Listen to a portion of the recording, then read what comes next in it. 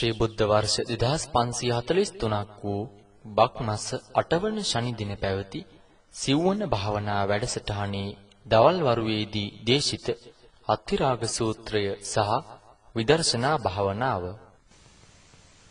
අද සූත්‍ර දේශනාවේ නම අත්තිරාග සූත්‍රය. අත්තිරාග සූත්‍රය මොකක්ද නම?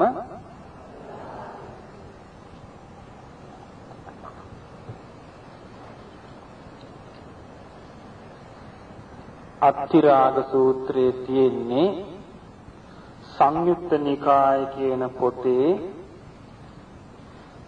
අභිසමය සංයුත්ත කියන කොටසේ. සූත්‍රයේ නම අත්තිරාග සූත්‍රය.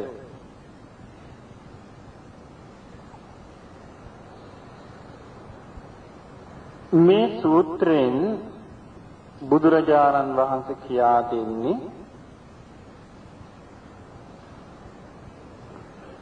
මේ සංසාරේ පැවැත්මට මූලික වෙච්ච කාරණයක් ගැන. උන්වහන්සේ මෙන්න මෙහෙම කියනවා. මහණෙනි, මේ ආහාර හතරකි. ආහාර කීයක්ද? හතරක් තියෙනවා. මේ ආහාර හතර ඉපදිච්ච සත්වයන්ට පවතින උපකාර කරනවා. ඊළඟට යලි උපදින්න උපකාර කරනවා. මේ ආහාර හතරෙන් මොකද කරන්නේ? ඉපදිච්ච සත්වයාට පවතින උපකාර කරනවා, යලි උපදින්න උපකාර කරනවා. ආහාරය කියන වචනේ තේරුම මොකද්ද? ආහාරය කියන්නේ පෝෂණය ලබා දෙනවා, වැඩෙන්න උපකාර කරනවා, පවතින්න උපකාර කරනවා කියන එකයි ආහාරය කියන වචනේ තේරුම. ඉතින් බුදුරජාණන් වහන්සේ පෙන්නනවා මේ සත්වයාට සංසාරේ පෝෂණය වෙවි යන්න. සංසාරේ පෝෂණය වෙනවා කියන්නේ දුක පෝෂණය වෙන්න, දුක වැවෙන්න, දුක හැදෙන්නට උපකාර වෙන, යලි භවයක් කරාම උපතක් කරාම ගෙනියන්න හේතු වන ප්‍රධාන දේවල් හතරක් තියෙනවා.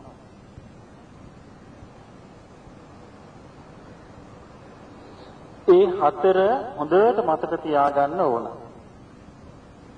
ආහාර වර්ග හතරයි. භෞතික ආහාර වර්ග 1යි, මානසික ආහාර වර්ග 3යි. කියන මේ ආහාර වර්ග හතර තමයි මේ සංසාර සත්‍යාව භවයෙන් භවයට ගෙනියන්න උපකාර වෙලා තියෙන්නේ. අප තුල ඔය ආහාර වර්ග හතර තිබිච්ච නිසායි අපි මේ ඉපදිලා ඉන්නේ.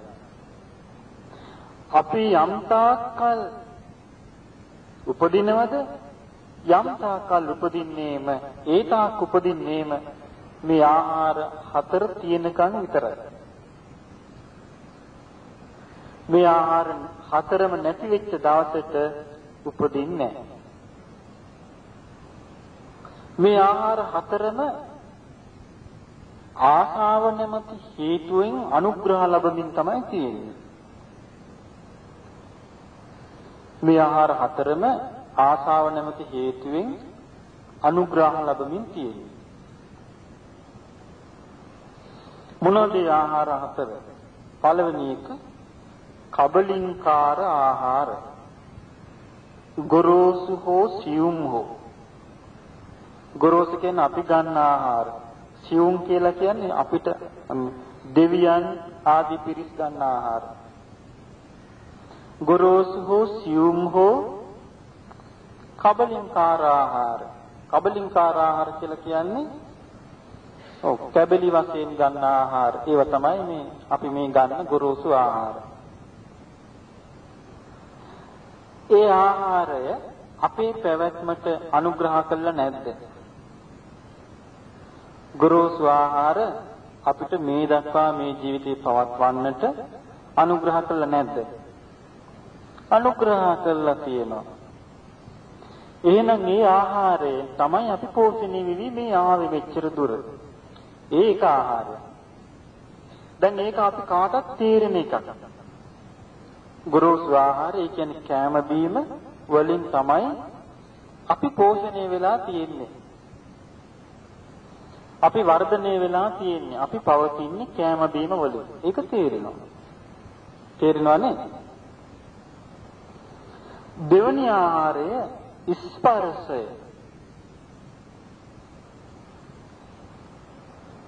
ස්පර්ශය කියන වචනේ තේරුම මේ පින්වතුන් දන්නවා. ඔව් ස්පර්ශය කිව්වේ එකතු වීම. මොනවද එකතු වෙන්නේ? ආධ්‍යාත්ම ආයතන 6යි. මොනවද ආධ්‍යාත්ම ආයතන 6? ඇස, කන, නාසය, දිව, කය, සිත. ආධ්‍යාත්ම කියන්නේ ආධ්‍යාත්ම කියන වචනේ තේරුම තමාගේයි සලකන. තමාගේයි සලකන ආයතන 6ක් තියෙනවා. ඇස, කන, නාසය, දිව, ශරීරය, සිත කියලා. බාහිර ආයතන 6යි. බාහිර ආයතන 6 කියන්නේ මොනවද? ඔව් තමාගින් පිට රූප, ශබ්ද, ගන්ධ, රස, ස්පර්ශ, සිතිවිලි. මේවා චිතත් සමග එකතු වීම තමයි ස්පර්ශ කියලා කියන්නේ. ඇහැයි රූපයයි සිතයි එකතු වුනහම ස්පර්ශය. කනයි ශබ්දයයි සිතයි එකතු වුනහම ස්පර්ශය. නාසයයි ගඳ සුවඳයි සිතයි එකතු වුනහම ස්පර්ශය. දිවයි රසයයි සිතයි එකතු වුනහම ස්පර්ශය. කයයි පහසයි සිතයි එකතු වුනහම ස්පර්ශය. සිතයි සිතිවිලි දැනීමයි එකතු වුනහම ස්පර්ශය. මේවා හොඳට මතක තියාගන්න ඕන දේවල්. නැත්නම් අපිට ධර්මයේ දකින්න බෑ.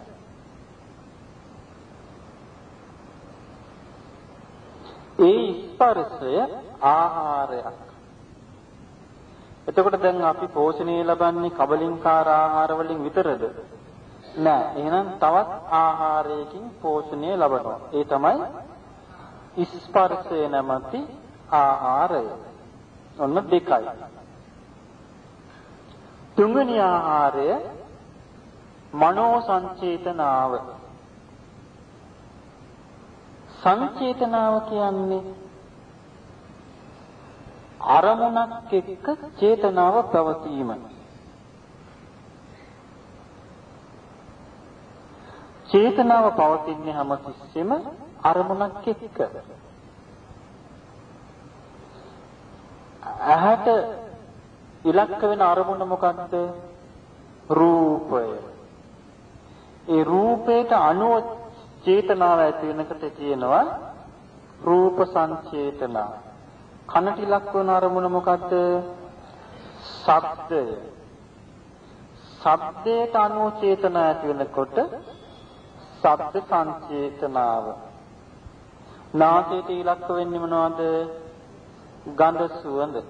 ගන්ධ සුවඳට අනුව චේතනාව ඇති වෙනකොට ගන්ධ සංචේතනාව. දිවට ඉලක්ක වෙන්නේ මොනවද? රස. රසයට අනුව චේතනාව ඇති වෙනකොට රස සංචේතනාව. කයට ඉලක්ක වෙන්නේ මොනවද? ඔව් ස්පර්ශය. පහස. ඒකට අනුව චේතනාව ඇති වෙනකොට පහස සංචේතනාව. හිතට ඉලක්ක වෙන්නේ මොනවද? සිතිවිලි. ඒ සිතිවිලි චේතනාවකින් අල්ලගෙන ඉන්නවා පවත්වනවා. ඒක මොනවද? ඔව් ධම්ම සංචේතන නැත්නම් මනෝ සංචේතන. ඒකත් මේ භව ප්‍රවස්ත පෝෂණය වෙන එකක්. එතකොට ආහාර වර්ග කීයක් අපි කතා කළාද දැන්? 3යි. පළවෙනි එක මේ අපි කන බොන ගොරෝසු ආහාර, ගොරෝසු සියුම් ආහාර. දෙවෙනි එක ස්පර්ශ ආහාර. තුන්වෙනි එක මනෝ සංචේතන ආහාර. හතරවෙනි එක විඥාන ආහාර. විඥානය කිව්වේ සිත. එතකොට මේ පැවැත්මට ආහාර වර්ග කීයක් තියෙනවද? හතරක් තියෙනවා. දැන් මේ හතර මතක තියාගෙන මේ හතරෙන් තමන් පෝෂණය වෙන හැටි තමා තුළින් දකින්න ඕන. එතකොට මේකේ බැලෑරුම්කම පේන්නේ. කබලින්කාර ආහාරයෙන් පෝෂණය වෙන එක හොයන්න ලේසි. තේරුම් ගන්න පුළුවන්. ස්පර්ශයෙන් කබලින්කාර ආහාරයෙන් අපිට පේන්නේ භෞතික ශරීර පෝෂණය විතරයි නේ. කබලින්කාර ආහාර කිව්වේ කැම බීම වලින් මානසික ශරීර පෝෂණය වෙනවා පේනවද? පේන්නේ නැහැ. ස්පර්ශයෙන් මානසික ශරීර පෝෂණය වෙනවා. මනෝ සංචේතනාවෙන් මානසික ශරීරය පෝෂණය වෙනවා. විඥාණයෙන් මානසික ශරීරය පෝෂණය වෙනවා. බලන්න මේ ලෝකෙ කාටනම් සොයාගන්නද බුදුරජාණන් වහන්සේ මේ සොයාගත්තු දේවල්. වෙන කාටද පුළුවන්? කවුද දන්නේ? දැන් මේ පින්වතුන්ගෙන් බොහෝ දෙනෙක් මං හිතන්නේ මේ කාරණේ දැනගෙන හිටියේ නෑ. තමන්ගේ ජීවිතේ මේවෙන් පෝෂණය වෙනවා කියලා. ඔන්න බලන්න පෝෂණය වෙන හැටි මේකේ තියෙනවා.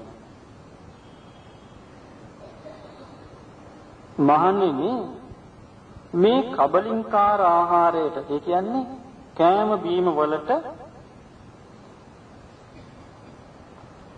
ඇල්ම ඇති විට ඒ කියන්නේ කෑම බීම වලට රාගය ඇති විට කෑම බීම වලින් ආස්වාදය ඇතිවනකොට කෑම බීම වලට සිත බැඳී යනකොට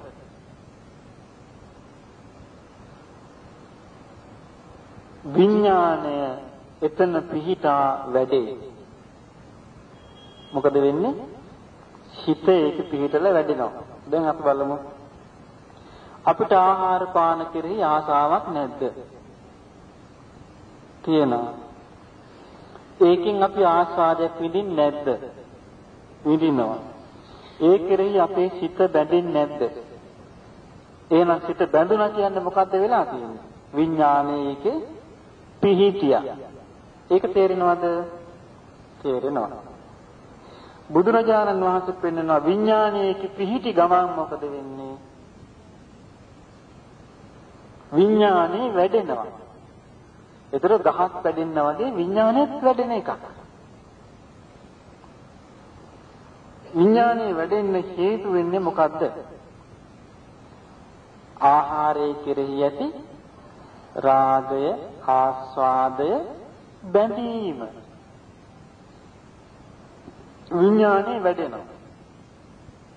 වැඩුණාම මොකද වෙන්නේ? යම් තැනක විඥානේ පිහිටා වැඩෙන්නේද එතන නාම රූපයන්ගේ දැස ගැනීම වේ. දැන් අපි මේක මෙහෙම තේරුම් ගන්නමු. අපි කියමු රස සිහි කරනවා කියලා. අපි රස ඇහැට පේනවා. යම් කිසි රසවත් අපි කැමති ආහාරයක්. මොකද වෙන්නේ හිතට? එතකොට ඒක ඇහෙන් දකින රූපයක්. ඒ රූපය ඔස්සේ වැඩෙන්නේ මොන තෘෂ්ණාවද? රස තෘෂ්ණාව. එතකොට මොකක්ද අපිට ඇති වෙන්නේ? ඒක ගන්න හිතෙනවා. ඒක අරගෙන ඇවිල්ලා උයන්න හිතෙනවා. ඒක හදන්න හිතෙනවා. ඒක රස විඳින්න හිතෙනවා. මොකක්ද වැඩෙන්නේ? විඥානේ වැඩෙනකොට කොහෙද හිත බැසගන්නේ? නාම රූප වල. දැන් ඔන්න දකින්නකට ආහනකට හිතනකට කටට මොකද වෙන්නේ? කටට කෙලෙනවා. ඒකේ තේරුම විඥානයේ නිසා නාම රූප ඇති වුණා කියන එක ඒකේ තේරුම. ඒ කියන්නේ සතර මහා ධාතුන්ගේ ක්‍රියාකාරීත්වයට අහු වෙලා නැද්ද එතකොට? අහු වෙලා ඉවරයි. එතකොට ස්පර්ශයේ තියෙනවා එතන විඳීම නාම රූප කියන්නේ මොනවද? නාම රූප කියන එකට එතන කරුණු කීයක් තියෙනවද? නාමයට 5යි, රූපයට 1යි 6යි. නාම කියන්නේ මොනවද? මතක තියාගන්න.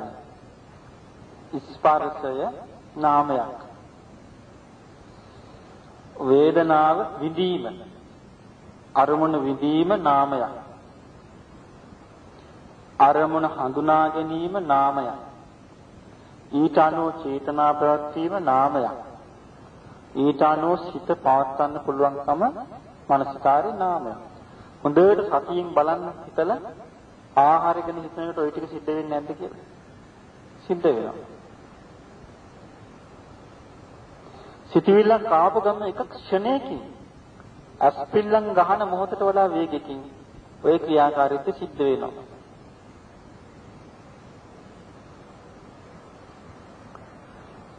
එතකොට මොකද වෙන්නේ? යම් තැනක නාම රූපයන්ගේ බැස ගැනීමක් තියෙනවා නම් එතන විපාක පිණිස කර්ම සකස් වෙනවා. මොකද වෙන්නේ? විපාක පිණිස කර්ම සකස් වෙනවා. විපාක පිණිස යම් තැනක කර්ම සකස් වෙනවා නම් විපාක පිණිස කර්ම සකස් වෙනවා නම් යලි යලි භවය සකස් වෙනවා. යලි යලි භවය සකස් වෙනවා නම් යලි උපතක් සකස් වෙනවා. යලි උපතක් සකස් වෙනවා නම් යලි යලි ජරාව සකස් වෙනවා. යලි යලි මරණය සකස් වෙනවා. යලි යලි ශෝක කිරීම සකස් වෙනවා. උපායාස සකස් වෙනවා. පීඩාව සකස් වෙනවා. යම් තැනක ඉපදීමක් යලි සකස් වුණොත් යලි යලි එයාට මුණ ගැහෙන්නේ ජරාව, මරණය, ශෝක, දුක් දුම්නස් තමයි. ඒ නිසා බුදුරජාණන් වහන්සේ වදාලා මහණෙනි යම් තැනක ජාති ජරා මරණ තියෙනවා නම් එතන බොහෝම දුක් කරදර සහිත තැනක් කියලා. එතකොට බලන්න ගන්න ආහාර වේලෙන් පවා කොච්චර දුර අපිව ගෙනියනවද? මේ නිසා මේ ආහාරය ගැන හිතන්න ඕන පිළිවෙලක් බුදුරජාණන් වහන්සේ දේශනා කළා. මොකද්ද? මෙන්න මේ විදිහට හිතන්න කිව්වා, තේරුම් ගන්න කිව්වා.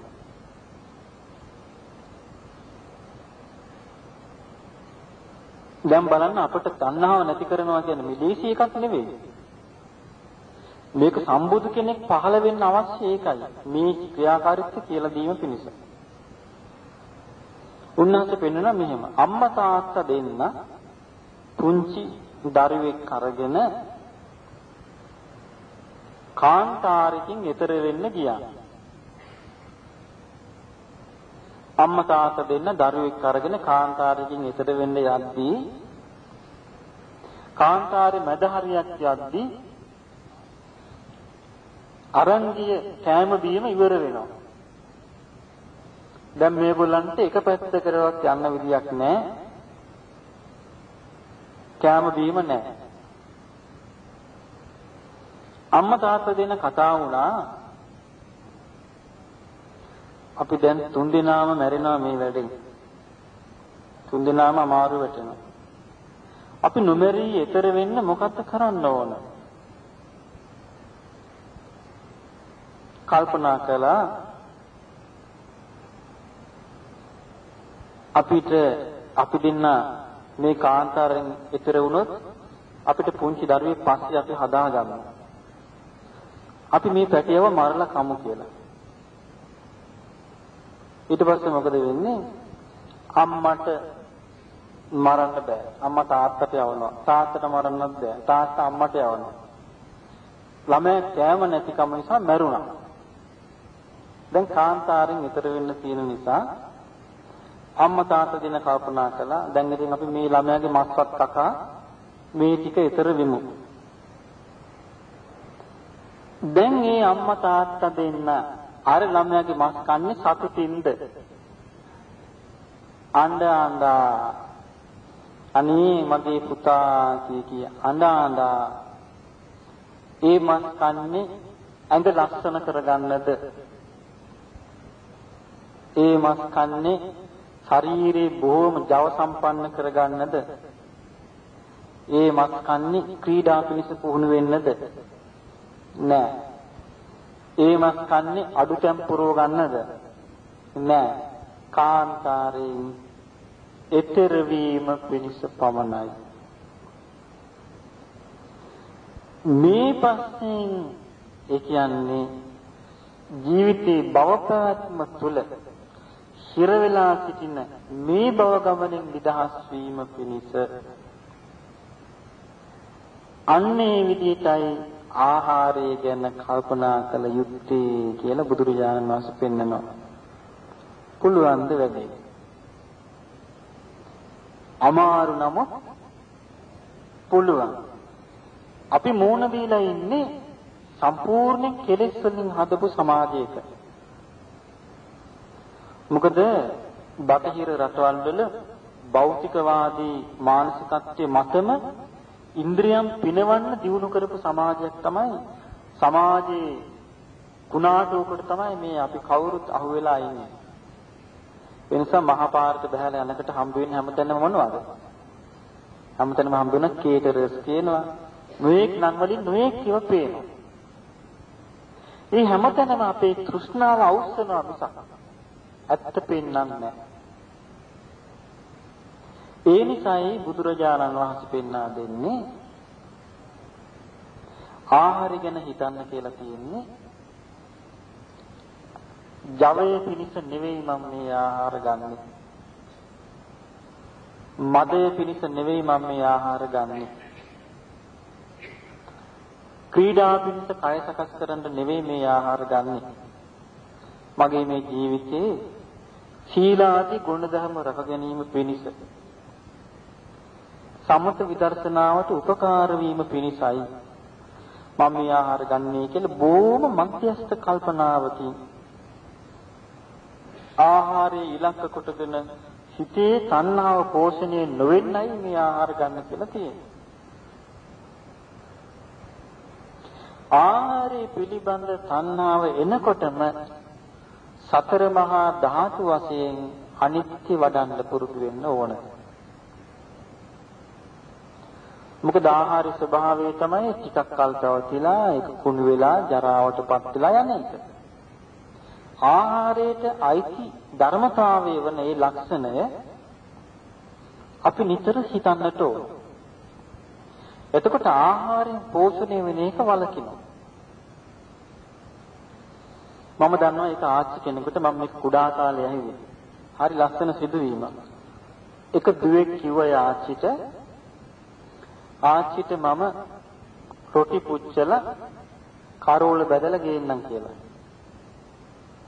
ආච්චි හොඳටම වයසට ගියාට පස්සේ මිනිබිරියගේ මේ කතාව ආච්චි නිතර සිහි කරනවා.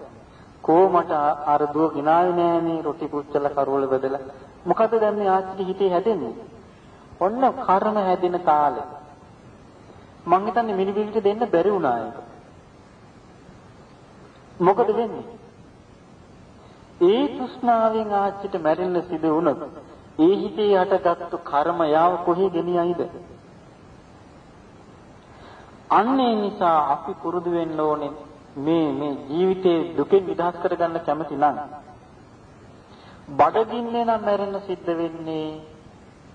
බඩගින්නේ මැරෙන්න සූදානම් වීම තමයි ඥානවන්ත වැඩේ. පිපාසයෙන් නම් මැරෙන්න සිද්ධ වෙන්නේ. පිපාසයට මෝන දීලා මැරෙන්න සිද්ධ වීම තමයි ඥානවන්ත වැඩේ.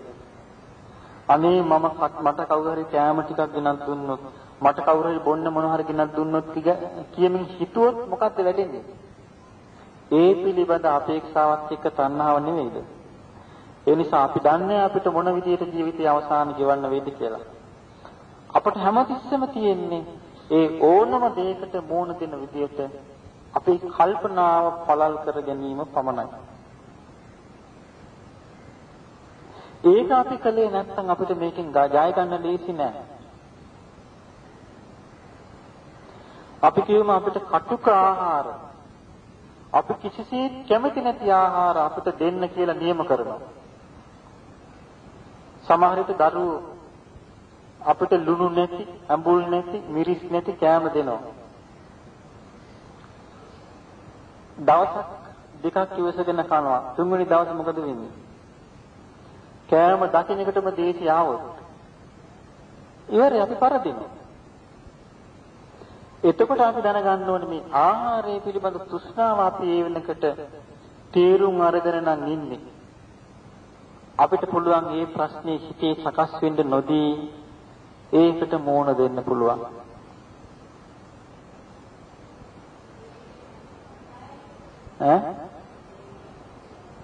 දේශේ නැතුව නෙමෙයි යා නොකාරින්නේ.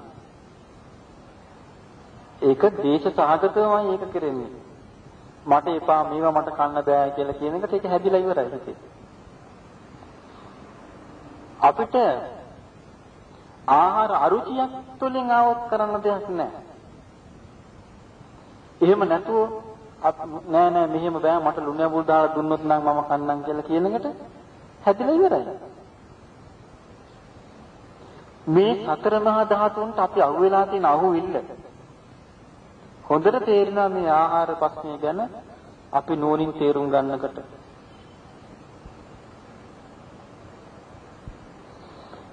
මේකෙදී අපිට දැන් මේ පින්වතුන් ගිහි ජීවිතය ගත කරන පිරිසනේ මේකෙදී බොහොම තේරුම් ගන්න එකක් තියෙනවා. මතක තියාගන්න එක.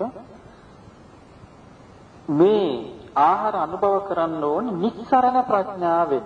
හොඳ වචනයක් ඔක ලියා ගන්න. නිස්සරණ ප්‍රඥාව.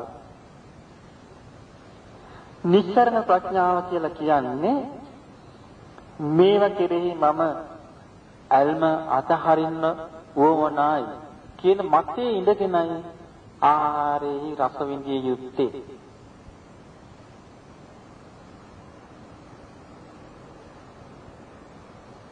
එතකොට මොකද වෙන්නේ? තමන්ගේ කල්පනාව පළල් වෙනවා.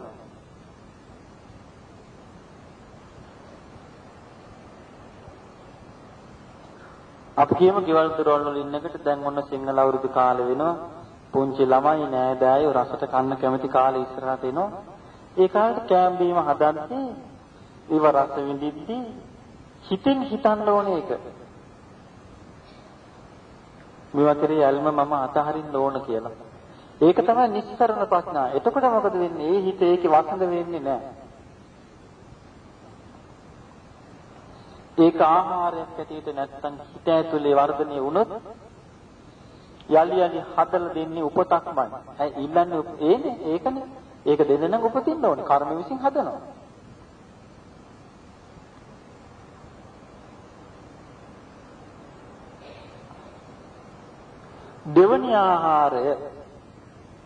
දෙවනි ආහාරය ස්පර්ශය.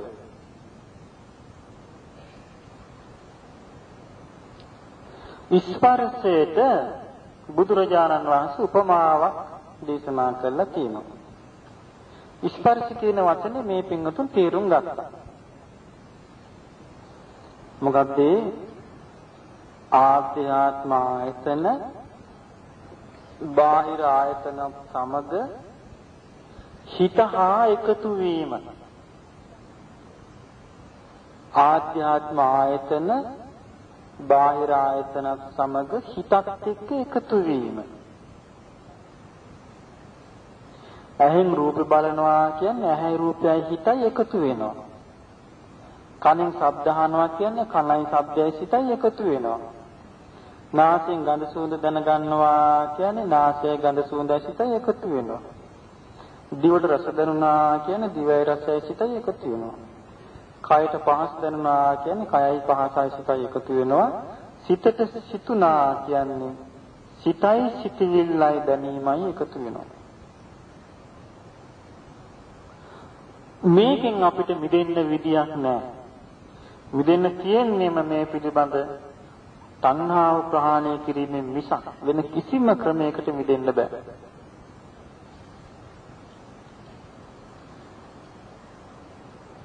ඒ නිසායි බුදුරජාණන් වහන්සේ උපමා කළේ මේ ස්පර්ශය හැම ගහපු හරකෙක් වගේ කියලා. පණ තියෙන හරකෙක් හැම ගහනවා. පණ තියෙන හරකෙක් හැම ගැහුවාම හැම ගහලා මේ හරකව අතාරිනවා. මේ හරකා දුවගෙන ගිහිල්ලා දැන් අතහැරියම වතුරට බැස්සා කියමු. වතුරේ ඉන්න සත්තු මොකද කරන්නේ? කනවා. එහෙනම් එයාට වතුරට බහලා බේරෙන්න බෑ. දුවගෙන ගිහින් වතුරෙන් ගොඩ වෙලා ගහකට හේතුණා කියමු. ගහේ ඉන්න සත්තු මොකද කරන්නේ? කනවා. මොකද ඒ හේතුව? කම නැති නිසා. බේරෙන්න බෑ. එයා ගිහින් එලිමහනේ ඉන්නවා කියමු. ඔව් මේ එලිමහනේ ගිල්ලින්න සත්තු මෙයාව කනවා. පැනලා යන්න බෑ. ස්පර්ශයෙන් පැනලා යන්න බෑ. අරමුණු ස්පර්ශයෙන් පැනලා යන්න බෑ. අවබෝධ කරනවා මිසක් පැනලා යන්න බෑ. දැන් මේ පින්වතුන් තේරුම් ගන්නට ඕනේ එහෙනම් අපි කියමු සමහරු හිතයි බණ භාවනා කරනවා කිව්වහම ජීවිතින් පැනලා යනවා කියලා. ජීවිතෙන් මිනිස්සෙකුට කවදාවත් පැනලා යන්න බෑ. මොකද මේ අසකරනාසේ දිව ශරීරයේ සිට තියාගෙන මේ ලෝක ධාතුවේ කොහෙවත් නැහැ පැනලා යන්න තැනක්.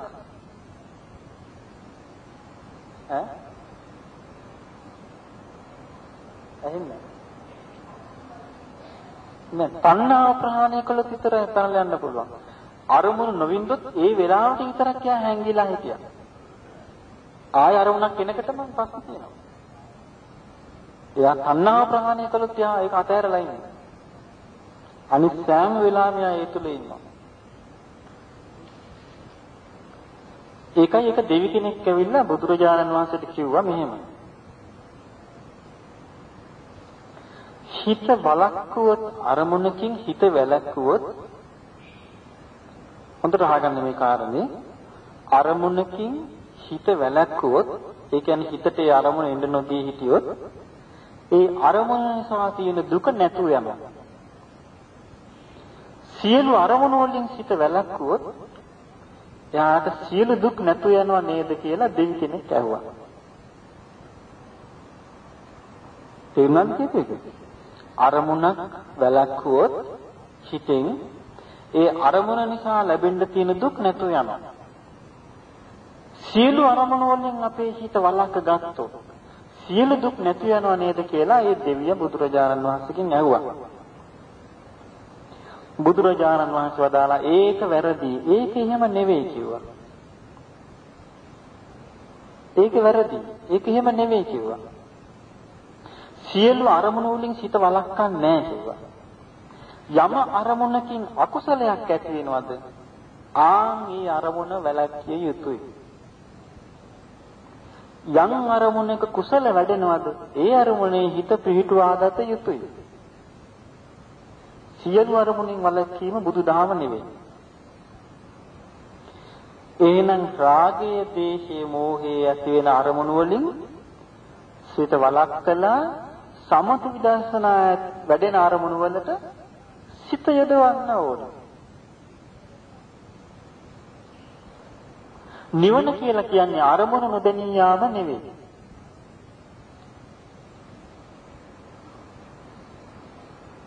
නිවන කියලා කියන්නේ විමුක්තිය. මොකෙන්ද විමුක්තිය කියන්නේ නිදහස් වීම. මොකෙන්ද නිදහස් වෙන්නේ? තණ්හාවෙන්, ලෝභ, දෝෂ, මෝහ තුනෙන් ඒ තුන නිසා හැදෙන කර්මයෙන් නිදහස් වීම තමයි නිවන කියලා කියන්නේ. අරමුණු නොදෙනී යාම නිවන නොවේ. ඒක හිතේ ඇති වෙන తాවකාලික සමාධියක් පමණයි.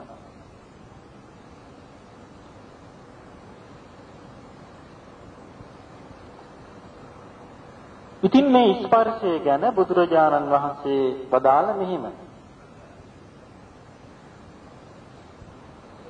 මහණෙනි මේ ස්පර්ශය ගැන මේ ස්පර්ශය නැමැති ආහාරය ගැන කියන්නේ ඒක පෝෂණය වෙනවා.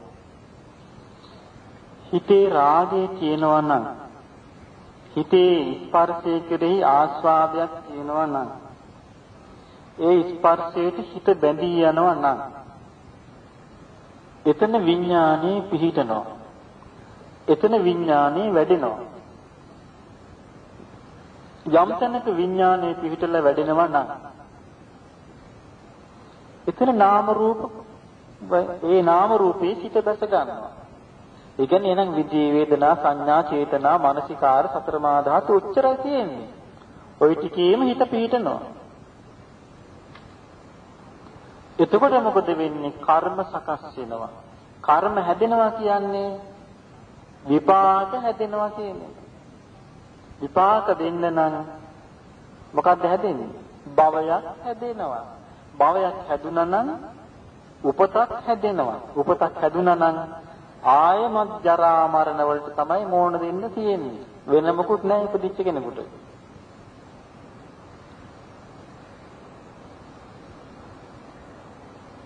ඒ විදිහට ජරා මරණ වලට මෝන දෙන්න සිද්ධ වුණොත් ආය ඒක බොහෝම දුක් සහිත ඉරණමක් කියලා බුදුරජාණන් වහන්සේ පෙන්වලා දුන්නා. දෙකයි. ඊළඟ එක මනෝ සංචේතන ආහාරය. හොඳ සතියෙන් හිත දිහා බලන්න පුරුදු වෙච්ච කෙනාට මේ හිත අරමුණු ඔස්සේ චේතනාව පවත්වන හැටි දැක ගන්න පුළුවන්.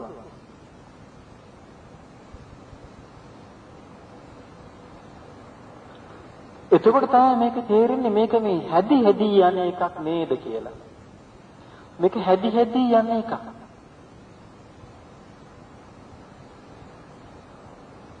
මේ එකක්වත් ආත්මයක් තියෙන. ඒ කියන්නේ මේ එකක්වත් ස්ථිර දේවල් නෙවෙයි.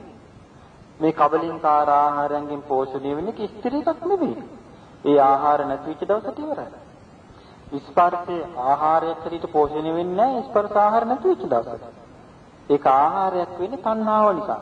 කබලින්ක ආහාරයේ ප්‍රවෘත්ති නිසා ආහාරයක් වෙලා තියෙන්නේ තණ්හාව නිසා. මනෝ සංචේතනාවත් එහෙමයි. දැන් චේතනාව කියන්නේ තනිකරම කර්ම. උන්වහන්සේකට උපමා කළා මෙහෙම. චේතනාව හට ගැනීම ගැන මෙන්න මෙහෙම ආකල්පයක් අවබෝධයක් ඇති කරගන්න කියලා. ගිනි අඟුරු පිරිච්ච රතු පාට ගිනි දැල් තියෙන ඒකෙන් රතු පාට ගිනි අඟුරු තියෙන ලොකු වලක් තියෙනවා.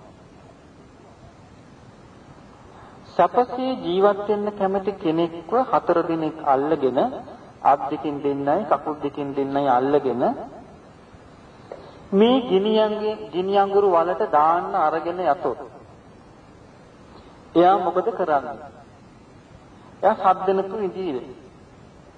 එයා පුළුවන් තරම් දඟලනවා ගිනි අඟුරු වලේ නොඇති බේරෙන්නට.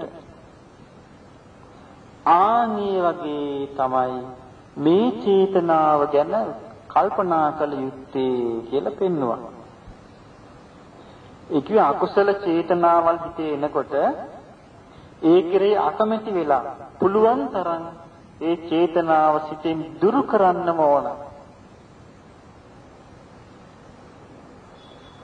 සිතේ අකුසල චේතනා වර්ධනය වෙන්න නොදී පුළුවන් තරම් ඒකේ ඇත්ත දැකලම ඒකේ නිස්සාර බව දැකලම ඒක බැහැර කරන්නටම ඕන.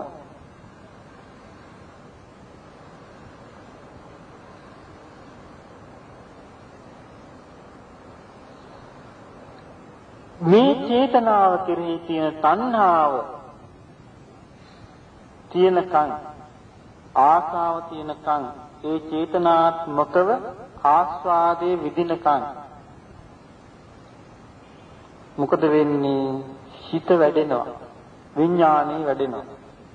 විඥානේ වැඩෙන තාක් නාම රූප වැඩෙනවා. යලි යලි කර්ම සකස් වෙනවා භවයේ පිණිස. භවය ආයේ හැදුනා කියන්නේ ආයෙත් උපදිනවා. ආයෙ උපතක් ලැබුණා කියන්නේ ආයෙ ජරා මරණ. ආයෙ ශෝක, ආයෙ වැළපීම්, බය, පසුතැවිලි මේව තමයි. ඒ නිසා මේ ආහාරයත් මේ සංසාර පැවැත්ම පිණිසම හේතු වෙලා තියෙනවා. දැන් ওই ආහාර අප තුල නැද්ද? ওই ආහාර තුනම තියෙනවා. ඊළඟට හතරවෙනි ආහාරය.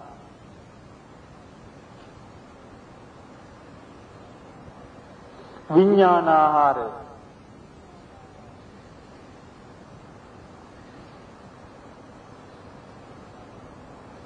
විඥානාහාරය කියලා කියන්නේ සිතට ආහාරයක් වශයෙන් පවතිනවා. සිතම පවතිනවා සිතට ආහාරයක් වශයෙන්. ඉතින් ඔය හිත අපි ඔය ස්පර්ශය, ඔය වේදනා, ඕවා ඔක්කොම මම කියලා පිළිගත්තාම කොහොමද මේ ආහාරය හැදෙයිද?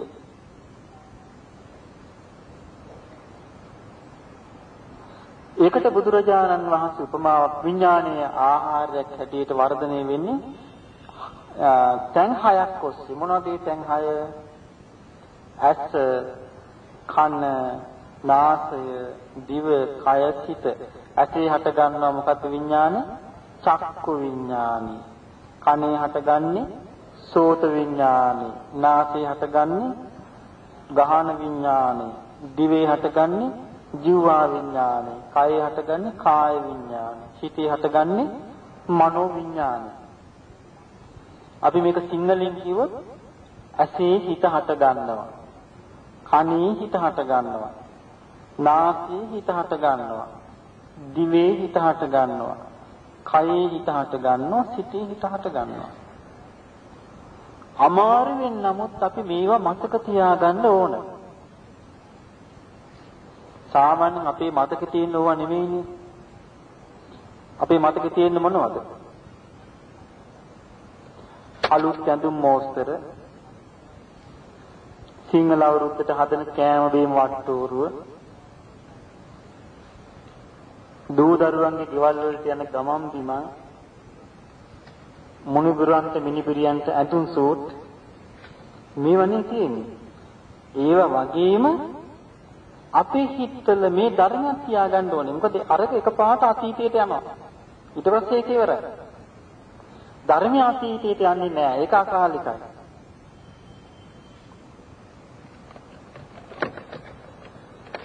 ධර්මය හැමතිස්සෙම තියෙනවා. අනිත් සියලු දේ අතීතේ කරා යනවා. අනිත් සියලු දේ අතීතේ කරා යනවා. ධර්මයේ නිවන කරා තමව ගෙනියනවා. ඒ නිසා අමාරුවෙන් හරි මතක තියාගන්නට ඕන. දැන් මම හතරවෙනි එක මොකද්ද කියපු ආහාරය? විඥාන ආහාරය. ඔයා මතක හිටිනවා මේ ටීවී බලන්නේ නැත්තම්. අමාරු වැඩක් ඒක. ඔව්. ඒව බලනකොට මොකද වෙන්නේ? සම්පූර්ණ මේ සතර ආහාරම වැඩෙනවා. වෙන මොකුත් වෙන්නේ නැහැ. මොකද මේ ඔක්කොම සකස් වෙලා තියෙන්නේ මේ වින්දනයක් අරමුණු කරගෙනමයි. එක්ක දේශය, එක්ක රාගය, එක්ක මෝහය. ওই තුنين එකක් තමයි හදන්නේ. හොඳට බලන්න හිතලා. වෙන මොකුත් හදලා තියනවද කියලා? වෙන මොකුත් හදලා නැහැ. ඒ නිසා බුදුරජාණන් වහන්සේ පෙන්වා දුන්නා මේ විඥානය හට ගැනීම ගැන උපමාවක්. බලන්න එතකොට මේ හිත දියුණු කරන කෙනෙක් කොච්චර පළල්ව හිතන්න ඕනද? උන්වහන්සේගේ උපමාව තමයි හොරෙක්ව අල්ලගෙන රජ්ජුරුව ගාවට ගෙනියනවා. රජ්ජුරුවන්ගෙන් ඉල්ලා හිටිනවා දේවයන් වහන්සේ මෙයාට කැමති දඬුවමක් දෙන්න. රජ්ජුරු කියන හොඳයි එහෙනම් මේ හොරා අල්ලන් ගිහිල්ලා මේ උදේ වරුවේ දැන් මේ උදේ වෙලා යකඩ උල් 100කින් අනින්න කිව්වා. යකඩ උල් 100කින් ඇන්න. යකඩ උල් පාර 100ක් අනින්න කිව්වා. උල් පාර 100ක් ඇන්න. රජුරවන්ට මතක් වුණා ආයි දවල් මේ හොරාව.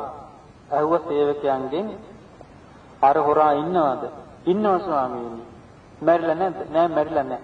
එහෙනම් ආයි කුල් 100ක් අනින්න කිව්වා. ආයි කුල් 100ක් ඇන්න. රජුරන්ට ආයි හවස මතක් වුණා. ඇහුව හොරා ඉන්නවද? ඉන්නවා කිව්වා. පණ තියනවද කියලා ඇහුවා. ඔව් පණ තියනවා කිව්වා. එහෙනම් ආයි කුල් 100ක් අනින්න කිව්වා. කුල් 300ක් එතකොට එක දවසට. කුල් 300කින් පාර කන හොරෙකුගේ යම් වද වේදනාවක් ඇද්ද? අපේ විඥානීය ක්‍රියාකාරීත්වය අන්නේ විදිහට බලන්න ඕන කියලා කිව්වා. බුදුරජාණන් වහන්සේ දේශනා කළා. එතකොට බලන්න කොච්චරනම් අපි පළල් කල්පනාවක් මේ ජීවිතය ගැන තිබිය යුතුද කියලා. අපි මුකුත් නොතේරෙන 6-4 නොතේරෙන ගමනක් තමයි මේ ආවේ. අපි ඉපදුනේ යම් මෝඩකමකින්ද? ඒ මෝඩකම තමයි අපට කෙලෙස් හදලා දුන්නේ. ඒ මෝඩකම අපේ හිතේ නැති කරගෙන අපිට මැරෙන්න පුළුවන් වුණොත් අපිට සදාහතම කෙලෙස් හැදෙන්නේ නැහැ. දැන් අපි කුඩා කාලේ අපි හිතුවේ නෑ මේ කවුරුත් හිතලා නැතුව ඇති මේ ගත කරන ජීවිතේ පුංචි කාලේ ලැබෙයි කියලා. පුංචි කාලේ මේ කවුරුවත් හිතුවේ නැතුව ඇති මේ වගේ ජීවිතයක් ගෙවන්න ලැබෙයි කියලා.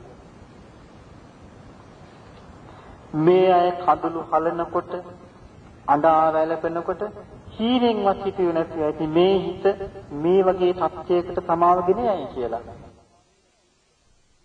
බුදුරජාණන් වහන්සේ එකයි වදාළේ බොහෝ විට සිද්ධ වෙන්නේ හිතන දේවල් නෙවෙයි නොහිතපු දේවල්.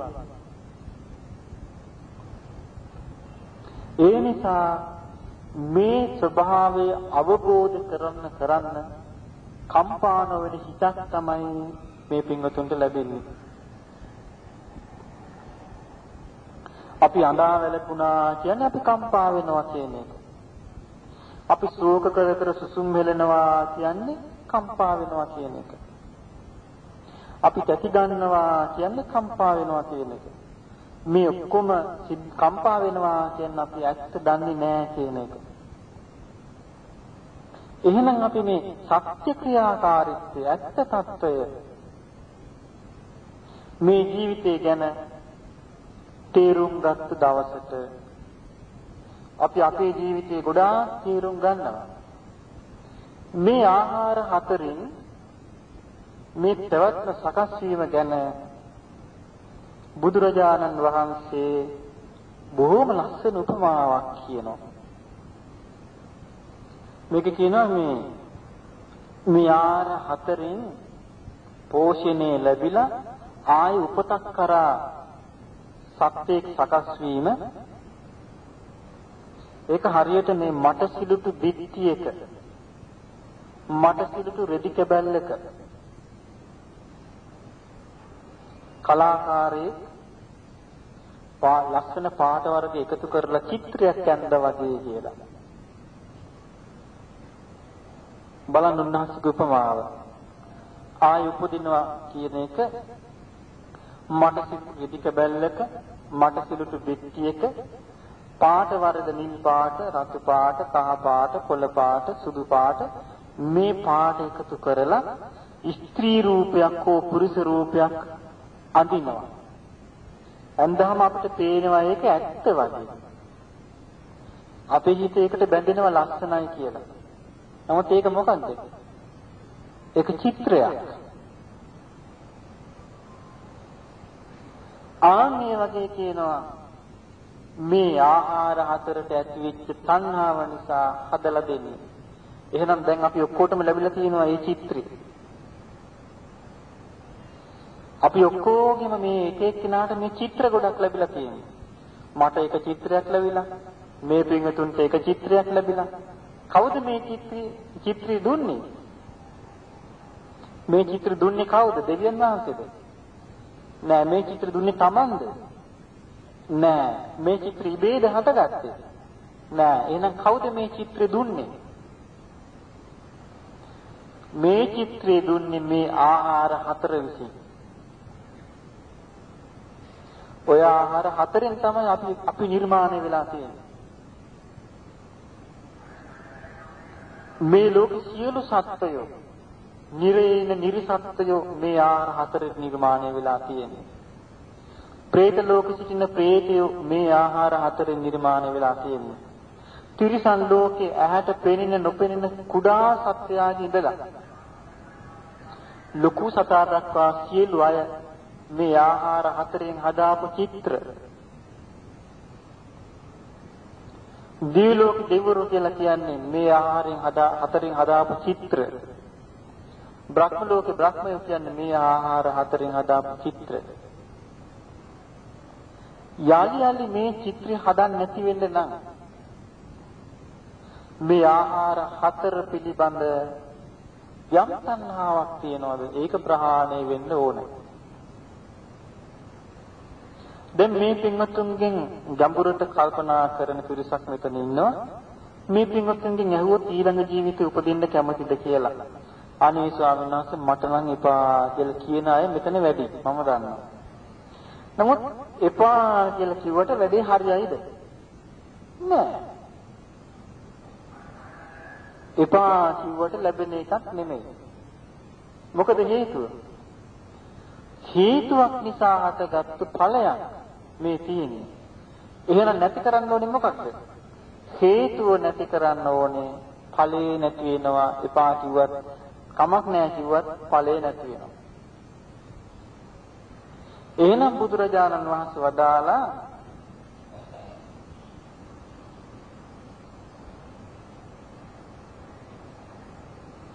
මේක නැති කරගන්න තියෙන්නේ ඒ පිළිබඳ ඇත්ත తত্ত্বය අවබෝධ කිරීමමයි.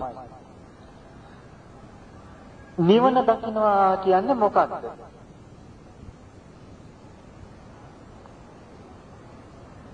නිවන දකින්නවා කියන්නේ ඒ නැතිනම් මොකක්ද ලැබෙන්නේ අපිට? එහෙනම් ඒක මතක තියාගන්න, ලියා ගන්න ඒක. අපි පතන නිවන කියන්නේ මොකක්ද කියලා. නිවන කැහැටියට අපිට ලැබෙන්නේ විද්‍යාවත් විමුක්තියක් කියන දෙක. දැන් තියෙන්නේ අවිද්‍යාවත් තණ්හාවත් කියන දෙක. මේ අවිද්‍යාවත් තණ්හාවත් විනුවට මොකක්ද අපි ලබා ගත යුත්තේ? විද්‍යාවත් විමුක්තියක්. අවිද්‍යාව වෙනුවට විද්‍යාව, තණ්හාව වෙනුවට විමුක්තිය. තණ්හාව කියන්නේ බැඳීම. බැඳීම වෙනුවට නිදහස, අඳුර වෙනුවට ආලෝකය. ওই දෙක තමයි නිවන කියන්නේ. ওই දෙක අපේ හිතේ අපට ස්පර්ශ කරන්න පුළුවන් නම්, අපේ හිත තුළ අපට ඇති වෙනවා අත්දකින්න පුළුවන් නම්, ඒක තමයි අපේ ජීවිතයේ උත්තරීතර මොහොත. ඒක ඉලක්ක කරගෙන තමයි අපි මේ තිරුවන් සරණ යන්නේ. තිරුවන් සරණගේ ශ්‍රාවකෙක් ඉලක්ක කරගන්නේ ඒක. එක්ක මේ ජීවිතේ, එක්ක ඊළඟ ජීවිතේ කොහොම හරි හැකියතාවට ඉක්මනට විද්‍යාව පහළ කරගෙන විමුක්තියටපත් වුණාද පස්සේ ඉවරයි. ඒක ප්‍රාර්ථනාවෙන් කරන්න බෑ. බුදුරජාණන් වහන්සේ පෙන්නනවා මහණෙනි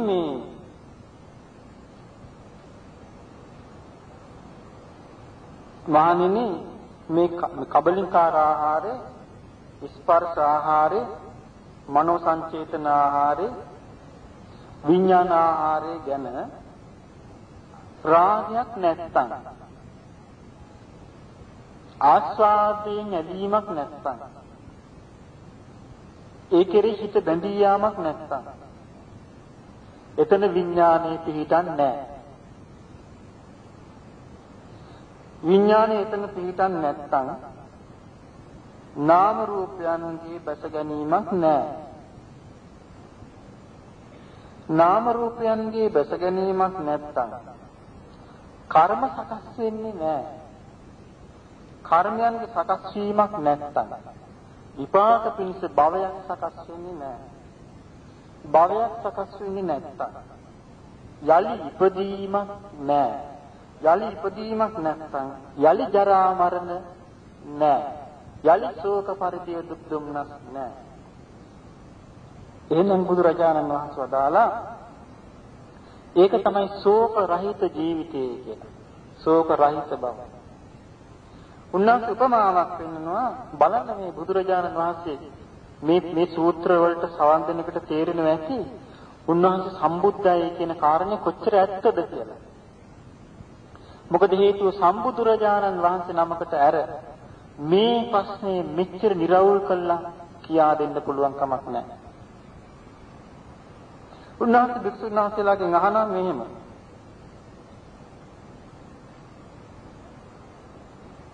මහණෙනි ගයක් තියෙනවා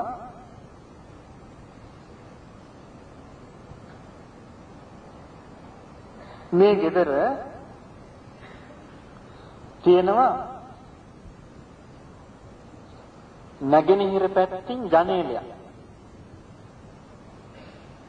බුදුරජාණන් වහන්සේ භික්ෂුන්ගෙන් අහනවා හිරු නැගෙද්දී ඒ ජනේලයෙන් හිරු රැස් වැටුනොත් කොහෙද ඒක පිහිටන්නේ කියලා. දැන් අපි කියමු මේ පැත්තෙන් ජනේලයක් තියෙනවා. මේ පැත්තෙන් බිත්තියක් තියෙනවා. මේ පැත්තෙන් හිරු රැස් වැටුනොත් වැටෙන්නේ කොහටද? බිත්තියට. බුදුරජාණන් වහන්සේ අහනවා ඒ බිත්තිය නැත්තම් කොහටද වැටෙන්නේ? බිත්තිය නැත්තම් කොහටද වැටෙන්නේ? පොළවට. පොළොවක් නැත්තම් එතන තියෙන්නේ මොකක්ද වෙනවා? වතුරනේ. පොළොවක් නැත්තම් කොහෙටද වැටෙන්නේ? වතුරට. වතුරක් නැත්තම් පිහිටන්නේ නැහැ. වැටෙන්නේ තැනක් නැහැ. මොන හරි සකස් වෙච්ච දෙයක් තියෙන්න ඕනේ ඒක පිහිටන්න. සකස් වෙච්ච දෙයක් නැත්තම් පිහිටන්නේ නැහැ. ආන්‍ය වගේ කියනවා මේ ආහාර හතර කෙරෙහි රාගයක් නැත්තම් ආහාර හතර කෙරෙහි ඇල්මක් නැත්තම් ඒ ආහාර හතර කෙරෙහි හිත පිහිටන්නේ නැහැ. ඒ හිත පිහිටන්නේ නැත්තම් ඒ විඥානයගේ නාම රූපයන්ගේ බැස ගැනීමක් නැහැ. නාම රූපයන්ගේ බැස ගැනීමක් නැත්තම් කර්ම සකස් වීමක් නැහැ.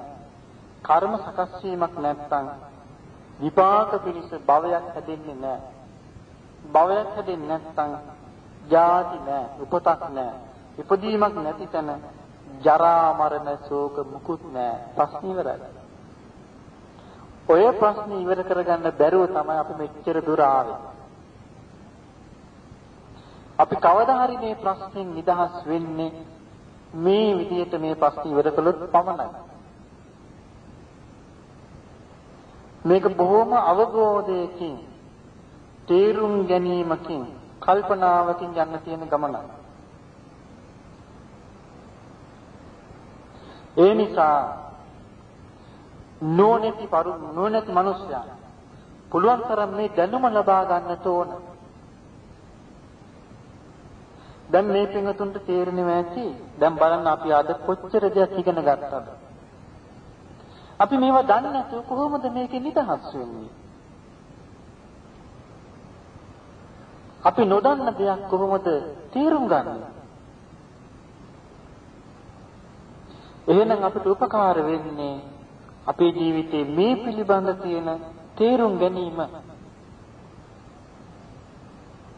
කල්පනාව ගැඹුරට පළල් කර ගැනීම ඕනම කෙනෙකුට කරන්න පුළුවන් එකක්.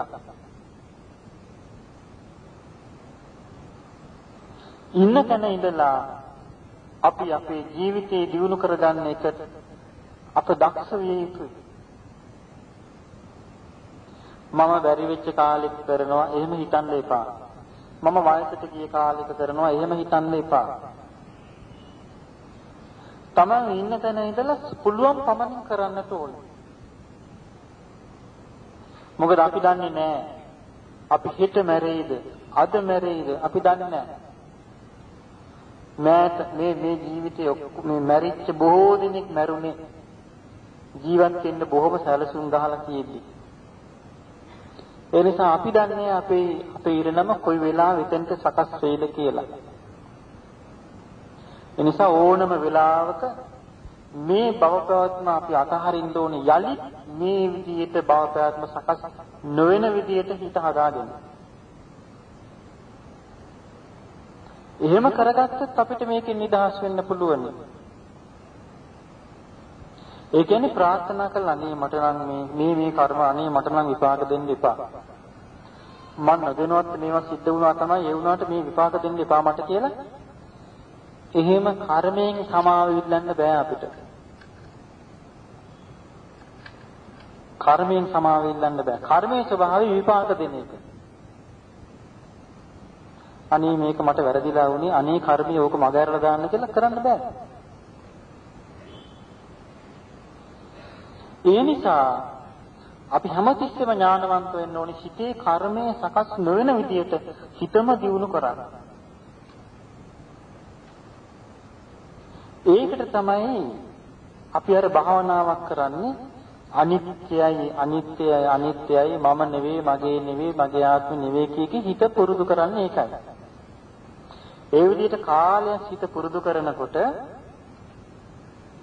මගේ නොවන දේවල් මොකටද මම අල්ලගෙන ඉන්නේ කියලා ඔන්න හිතින්ම ඒක පිළිබඳ අතහරින්න උවමනා කරන මානසිකත්වයක් හැදෙනවා. අන්න ඒකයි උවමනා කරන්නේ. දැන් අපි අනිත්‍යයි අනිත්‍යයි අනිත්‍යයි අනිත්‍යයි කියලා හිතන්න නිට්ටයයි නිට්ටයයි කියලා හිතනට වඩා වෙනස්. අපි හිතුවොත් එimhe නිට්ටයයි සැපයි මම කියලා මොකද වෙන්නේ? අපිට නැති තෘෂ්ණාවල් ඇති වෙයි. නැති දේවල් ලං කර ගන්න හිතේ. කොච්චර ලැබුණත් මදි වෙයි.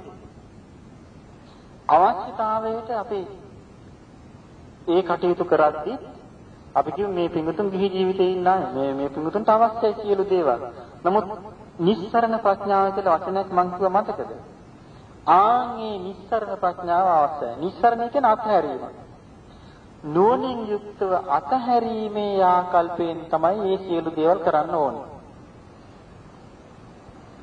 එහෙම නැත්නම් මේ කර්මය කියන දේ අමුතුම එකක්. කර්මයෙන් කරන්නේ සමාව දෙන එක නෙමෙයි විපාක දෙන එක. ඒ නිසා කර්මය හැදෙන්නේ චේතනාව තියෙන්නේ තමා ළඟ. එහෙනම් තමන් විදවන්න ඕනේ. ඒ නිසා ඒක බොහෝම නුවණින් කල්පනා කරලා තීරුම් ගන්නට ඕනේ.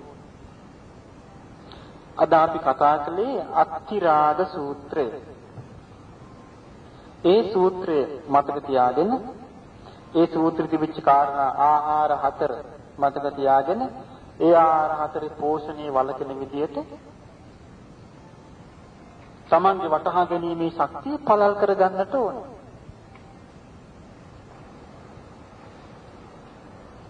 අත්තිරාග සූත්‍රය.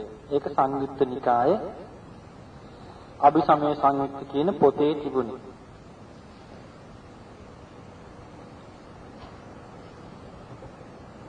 ඕවා පරම ගම්බීර දේශනාවල්. ඕවා මේ පින්වතුන් දරාගත්තොත් Tamanට මහා බුදුරජාණන් වහන්සේගේ ප්‍රඥාව. ඉතින් මේ ප්‍රඥාව අපි අපේ කල්පනාවට එකතු කරගත්තාම අපේ කල්පනාවල් කොච්චර පළල් වෙයිද?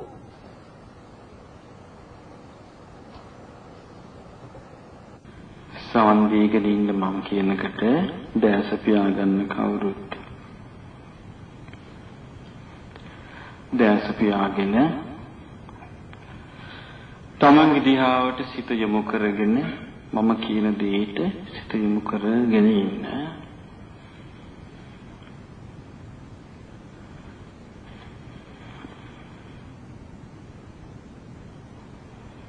මේ ශරීරය හැදිලා තියෙනවා පොළවට පස් වෙලා යන දේවල් වලින්. ඒවට කියන්නේ පඨවි ධාතු, කෙස් ලොම් නිය, දත් සම්මස්නහර ආදිය. මේ ශරීරය හැදිලා තියෙනවා වතුරේ දී වෙලා යන දේවල් වලින්. ඒවට කියන්නේ ආපෝ ධාතුව. ඒව තමයි සෙමසොටු සරවලී දහදී කඳුළු ආදිය. මේ ශරීරේ තියෙන හුලඟි ගහගෙන යන දේවල් හුස්ම ගැනීම, හුස්ම ගැනීම, උගුරට එන වායු, පසුපසින් යන වායු ආදී. මේ ශරීරේ තියෙන උණුසුම් දේවල්, ගත්තු ආහාර පාන දිරවන එක, ඇඟ උණුසුම් කරන එක ආදී. මේ සතර මහා ධාතු, මේ අනිත්‍ය දේවල්. මේ ශරීරෙහි පොළවට පස්වෙන දේ තිබේ පඨවි ධාතුව. හේතු නිසා හටගත් වහා විනාශ වී යන හිඳ අනිත්‍යයි අනිත්‍යයි අනිත්‍යයි. පඨවි ධාතුව මම නොවේ, මගේ නොවේ, මගේ ආත්මය නොවේ. මේ ශරීරයෙහි වතුරේ දියවෙන දේ තිබේ ආපෝ ධාතුව. හේතුන් නිසා හටගත් හිඳ වහා විනාශ වී යන හිඳ අනිත්‍යයි අනිත්‍යයි අනිත්‍යයි. ආපෝ ධාතුව මම නොවේ, මගේ නොවේ, මගේ ආත්මය නොවේ. මේ ශරීරයෙහි හුලඟේ ගසා යන දේ තිබේ වායෝ ධාතුව. හේතු නිසා හටගත් හිඳ වහා විනාශ වී යන හිඳ අනිත්‍යයි අනිත්‍යයි අනිත්‍යයි. වායෝ ධාතුව මම නොවේ, මගේ නොවේ, මගේ ආත්මය නොවේ. මේ ශරීරයෙහි උණුසුම් දේවල් තිබේ තේජෝ ධාතුව. හේතු නිසා හටගත් හිඳ වහා විනාශ වී යන හිඳ අනිත්‍යයි අනිත්‍යයි අනිත්‍යයි. තේජෝ ධාතුව මම නොවේ, මගේ නොවේ, මගේ ආත්මය නොවේ. ඇස හේතු නිසා හටගත් හිඳ වහා විනාශ වී යන හිඳ අනිත්‍යයි අනිත්‍යයි අනිත්‍යයි. ඇස මම නොවේ, මගේ නොවේ, මගේ ආත්මය නොවේ. ඇසට පෙනෙන රූප හේතු නිසා හටගත් හිඳ වහා විනාශ වී යන හිඳ අනිත්‍යයි අනිත්‍යයි අනිත්‍යයි. ඇසට පෙනෙන රූප මම නොවේ, මගේ නොවේ, මගේ ආත්මය නොවේ. ඇසට රූපයක් පේන්නේ ඇහි සිත පහළ වුණොත්. ඇහි සිත පහළ වුණොත් ඇහැට වැටෙන රූපය අඳුන ගන්නවා. ඇහි හට ගන්නා සිත හේතු නිසා හටගත් හිඳ වහා විනාශ වී යන හිඳ අනිත්‍යයි අනිත්‍යයි අනිත්‍යයි. ඇහි හට ගන්නා සිත මම නොවේ, මගේ නොවේ, මගේ ආත්මය නොවේ. ඇහි රූප රූපයි සිතයි එකතු වීම හේතු නිසා හටගත් හිඳ වහා විනාශ වී යන හිඳ අනිත්‍යයි අනිත්‍යයි අනිත්‍යයි ඇහැයි රූපයි සිතයි එකතු වීම මම නොවේ මගේ නොවේ මගේ ආත්මය නොවේ එකතු වීම නිසා ඇතිවන විඳීම හේතු නිසා හටගත් හිඳ වහා විනාශ වී යන හිඳ අනිත්‍යයි අනිත්‍යයි අනිත්‍යයි එකතු වීම නිසා හටගත් විඳීම මම නොවේ මගේ නොවේ මගේ ආත්මය නොවේ විඳින රූප හඳුනා ගැනීම හේතු නිසා හටගත් හිඳ වහා විනාශ වී යන හිඳ අනිත්‍යයි අනිත්‍යයි අනිත්‍යයි විඳින රූප හඳුනා ගැනීම මම නොවේ මගේ නොවේ මගේ ආත්මය නොවේ හඳුනාගත් රූපයට අනුව චේතනා ඇතිවීම හේතු නිසා හටගත් හිඳ වහා විනාශ වී යන හිඳ අනිත්‍යයි අනිත්‍යයි අනිත්‍යයි හඳුනාගත් රූපයට අනුව චේතනා ඇතිවීම මම නොවේ මගේ නොවේ මගේ ආත්මය නොවේ රූප කෙරෙහි ආසා ඇතිවීම හේතු නිසා හටගත් හිඳ වහා විනාශ වී යන හිඳ අනිත්‍යයි අනිත්‍යයි අනිත්‍යයි රූප කෙරෙහි ආසා ඇතිවීම මම නොවේ මගේ නොවේ මගේ ආත්මය නොවේ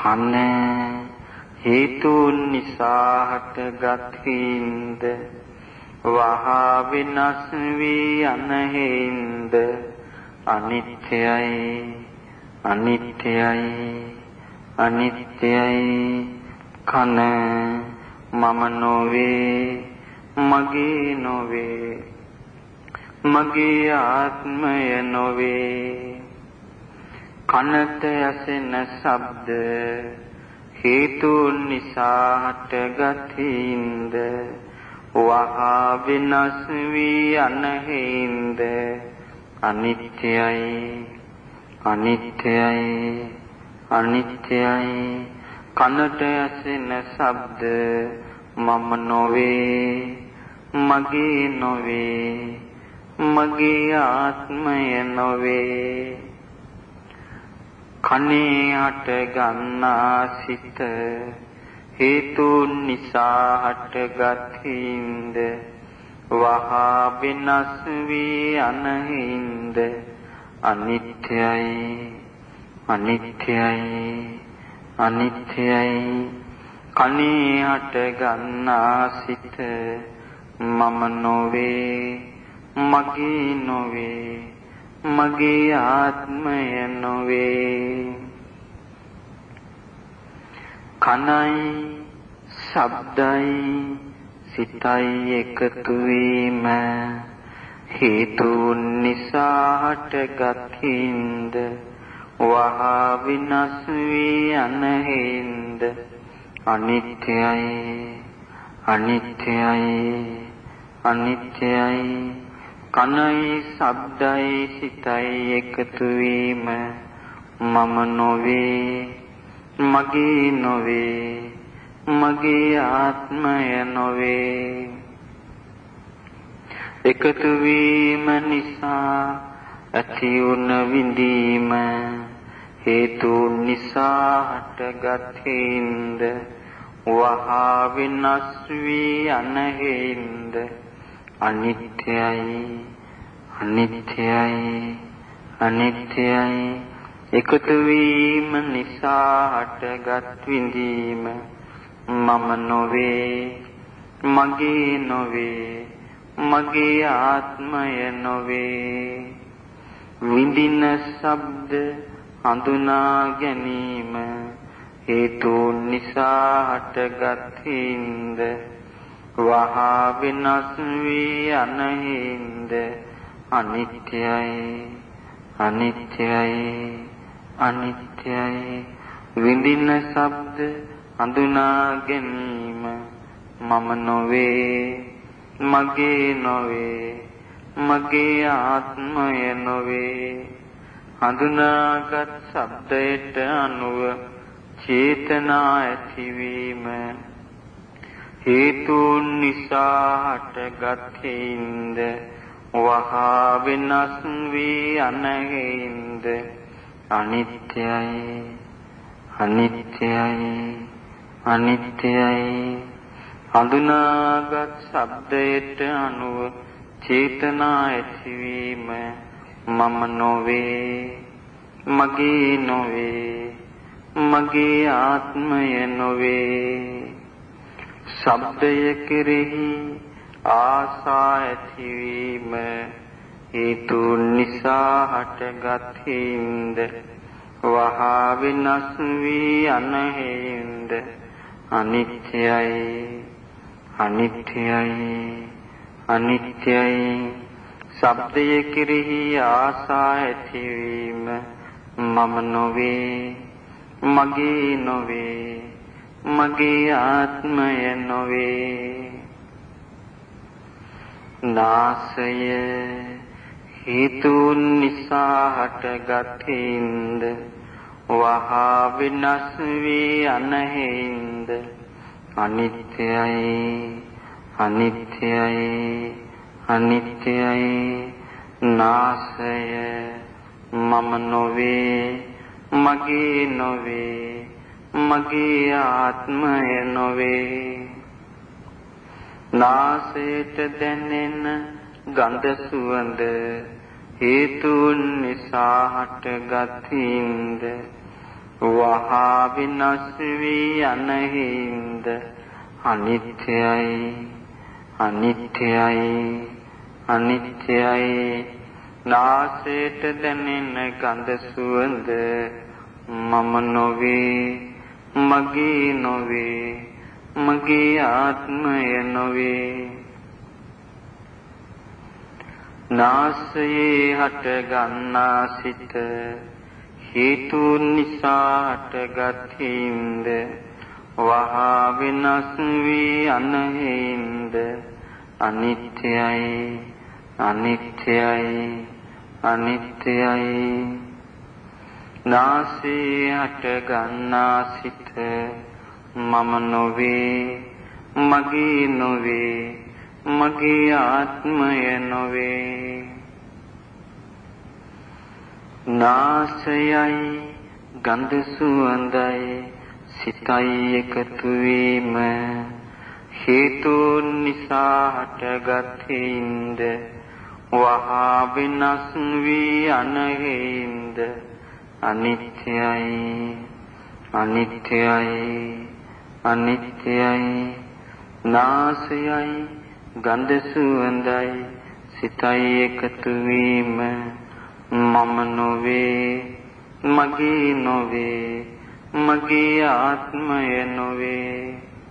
එකතු වීම නිසා ඇති වුණ විඳීම හේතුන් නිසා හටගත් හින්ද වහා වෙනස් වී යන හින්ද අනිත්‍යයි අනිත්‍යයි අනිත්‍යයි.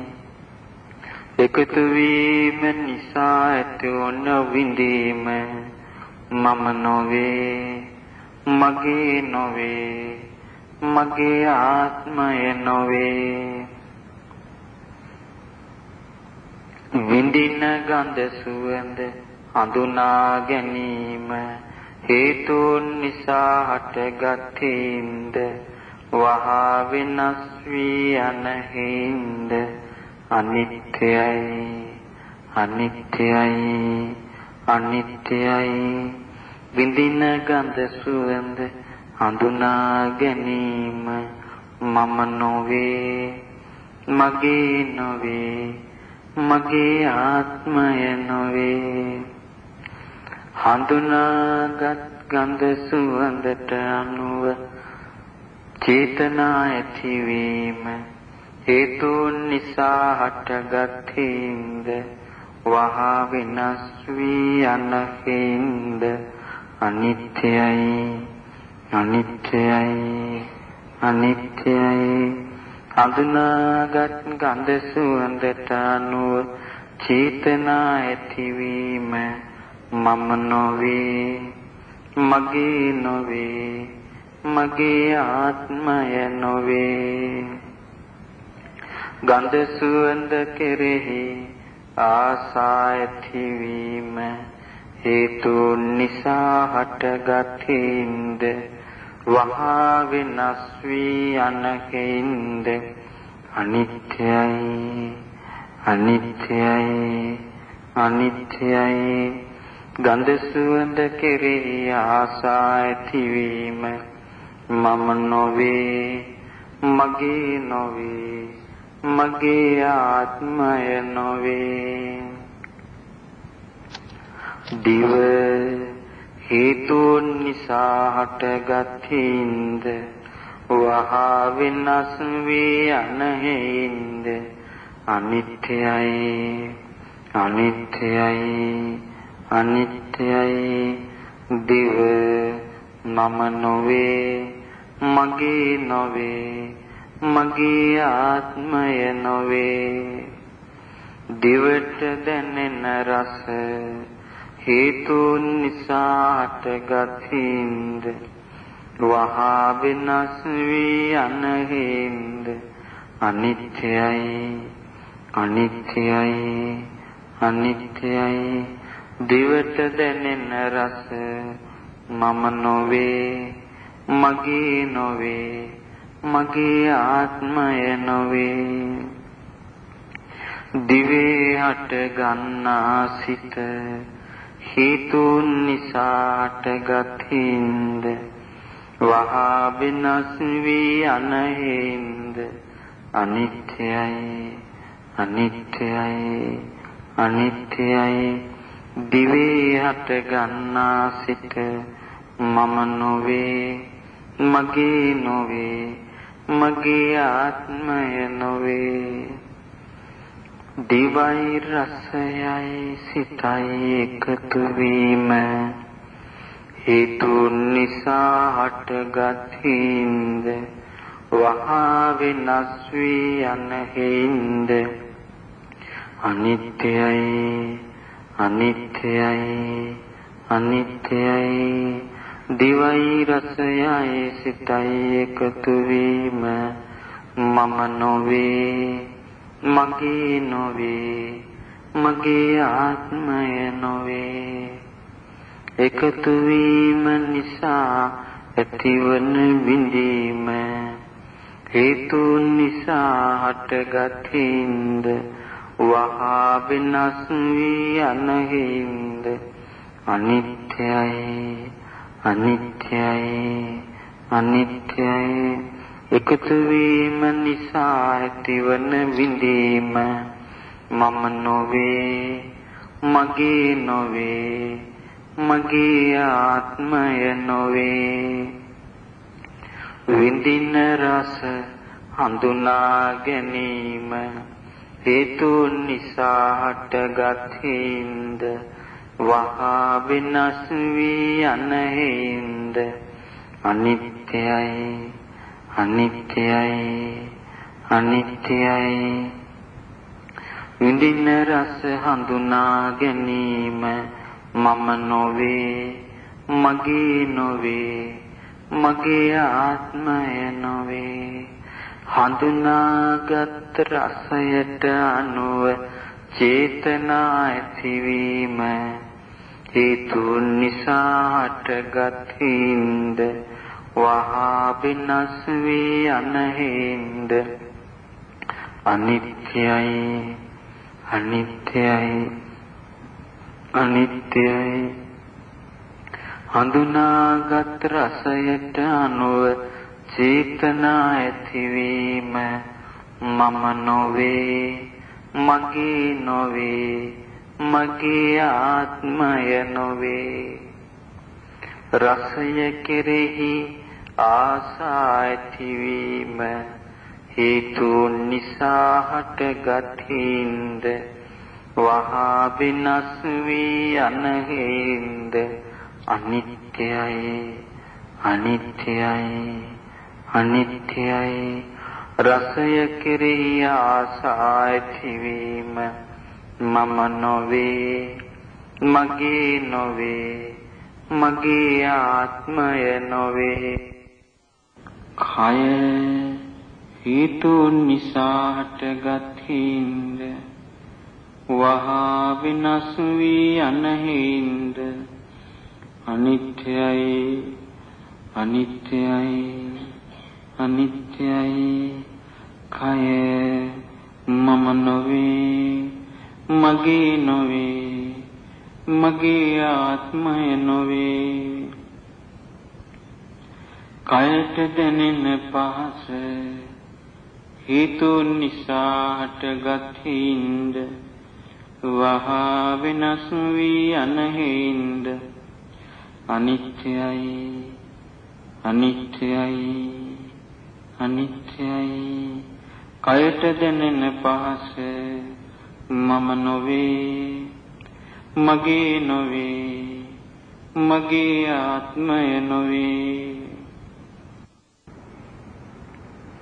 කයේ හට ගන්නා සිත හේතුන් නිසා හටගත් හින්ද වහා විනාශ වී යන හින්ද අනිත්‍යයි අනිත්‍යයි අනිත්‍යයි.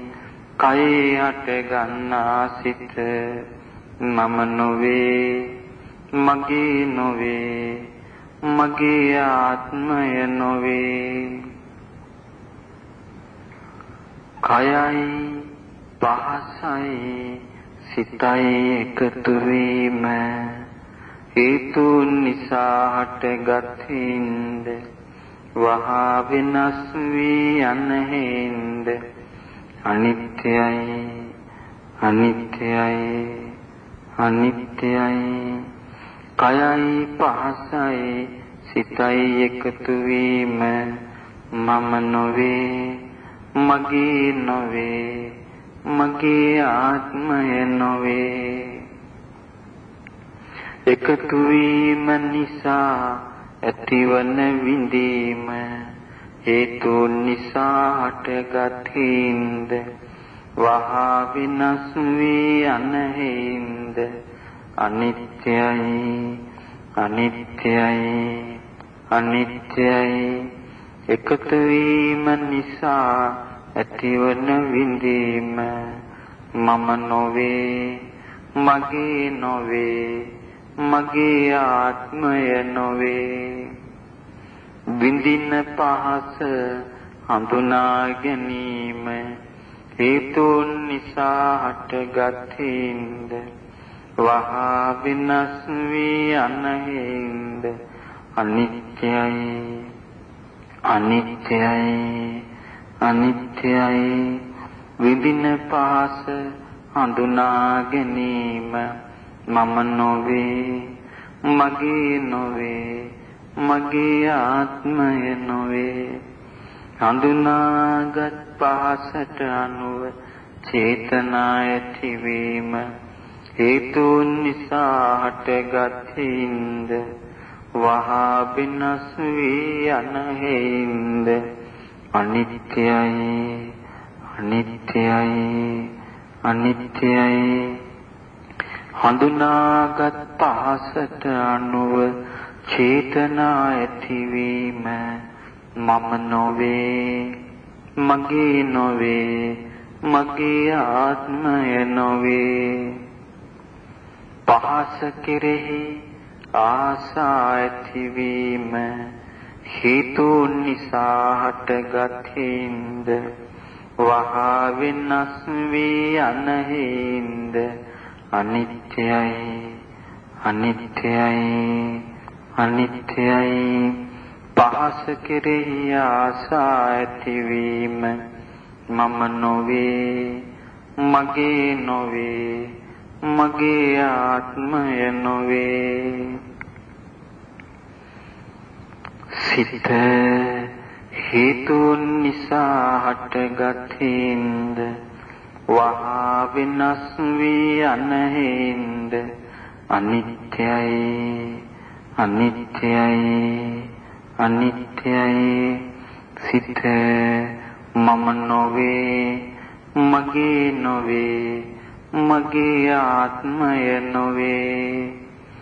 සිතට සිතෙන සිතිවිලි හේතුන් නිසා හටගත්හින්ද වහා වෙනස් වී යන හේින්ද අනිත්‍යයි, අනිත්‍යයි, අනිත්‍යයි.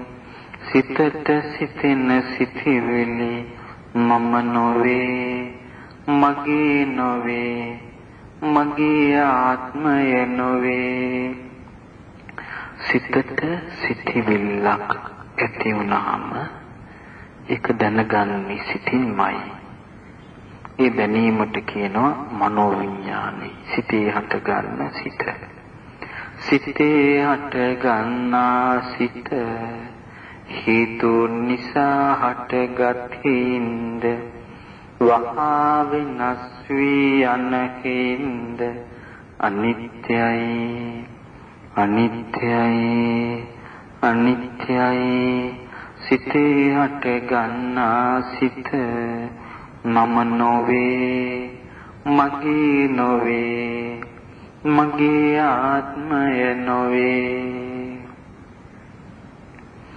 සිතයි සිතිවිලි දැනීමයි එකතු වීම හේතුන් නිසා හටගත්හින්ද වහා වෙනස් වී යන හේින්ද අනිත්‍යයි, අනිත්‍යයි, අනිත්‍යයි.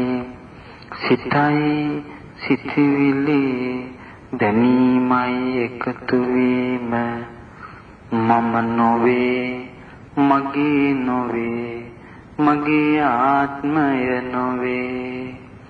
එකතු වීම නිසා ඇතිවන විඳීම හේතුන් නිසා හටගත්හින්ද වහා වෙනස් වී යන හේින්ද අනිත්‍යයි, අනිත්‍යයි, අනිත්‍යයි. එකතු වීම නිසා හටගත් විඳීම මම නොවේ, මගේ නොවේ, මගේ ආත්මය නොවේ. විඳින සිටිවිලි හඳුනා ගැනීම හේතුන් නිසා හටගත්හින්ද වහා වෙනස් වී යන හේින්ද අනිත්‍යයි, අනිත්‍යයි, අනිත්‍යයි. විඳින සිටිවිලි හඳුනා ගැනීම මම නොවේ, මගේ නොවේ, මගේ ආත්මය නොවේ. හඳුනාගත් සිතිවිලි වලට අනුව චේතනා ඇතිවීම හේතු නිසා හටගත්හින්ද වහා වෙනස් වී යන හේින්ද අනිත්‍යයි, අනිත්‍යයි, අනිත්‍යයි. හඳුනාගත් සිතිවිලි වලට අනුව චේතනා ඇතිවීම මම නොවේ, මගේ නොවේ, මගේ ආත්මය නොවේ. සිතවිලි කෙරෙහි ආසා ඇතිවීම හේතුන් නිසා හටගත්ින්ද වහා වෙනස් වී අනහින්ද අනිත්‍යයි අනිත්‍යයි අනිත්‍යයි. සිතවිලි කෙරෙහි ආසා ඇතිවීම මම නොවේ, මගේ නොවේ, මගේ ආත්මය නොවේ. සියල්ලම හේතුන් නිසා හටගත්ින්ද සියල්ලම වහා විනාශ වී අනහින්ද සියල්ලම අනිත්‍යයි, සියල්ලම අනිත්‍යයි, සියල්ලම අනිත්‍යයි.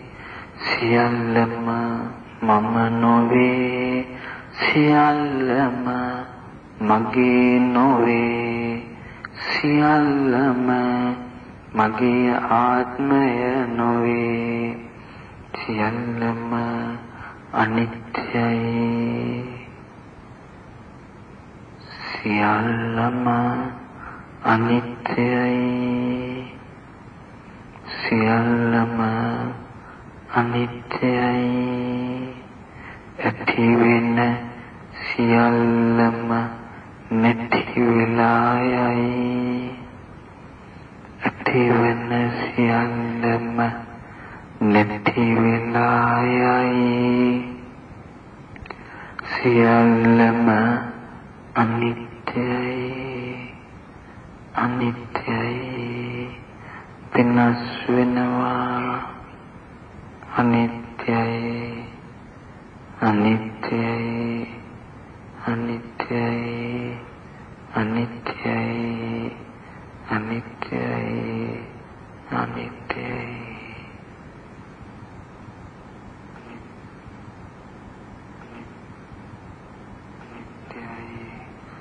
අනිත්‍යයි.